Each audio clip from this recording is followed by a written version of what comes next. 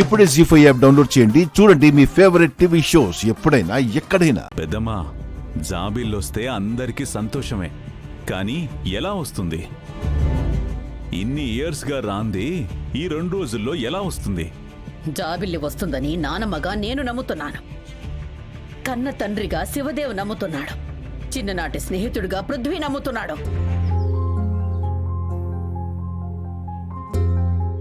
మనింటికి ఎలాంటి సంబంధం లేని పున్నమి నమ్ముతోంది.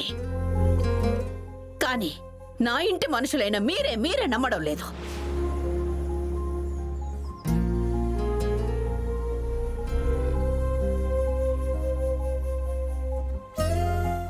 నానమ్మా, మమ్మీ డాడీ చెప్పింది జాబిల్లి రాదు అని కాదు.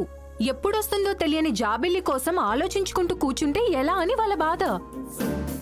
పెదనాన్న మైండ్కి జాబిల్లి తప్ప వేరే ఏది కనెక్ట్ అవ్వకుండా చేసేశాం.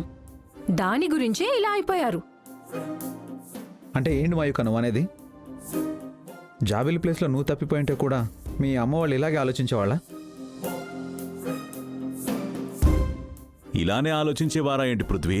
పోనీ నీకున్న నాలెడ్జ్ ప్రకారం నువ్వే చెప్పు.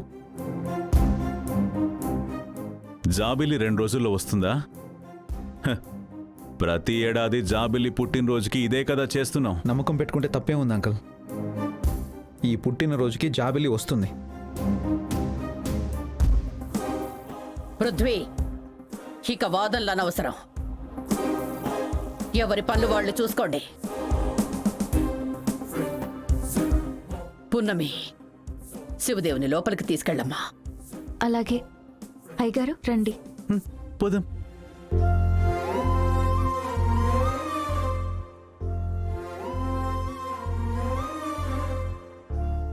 మమ్మీ, కాలేజ్కి వెళ్ళొస్తా, చిన్న వర్క్ ఉంది.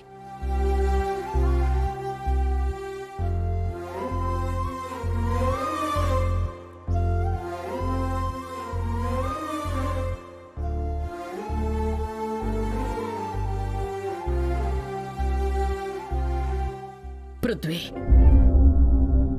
చూసావుగా ఎవరి మనసుల్లో ఏముందో విన్నావుగా. జాబిల్లి ఉందని స్వామీజీ చెప్పారు, సోదెమ్మ చెప్పింది, ఇప్పుడు గురువు గారు కూడా చెప్పారు. జాబిల్లిని తీసుకురావటం నీ బాధ్యత. కనీసం జాబిల్లి రూపాన్నైనా చూపించు. చూపిస్తానని నాకు మాటివ్వు పృథ్వీ.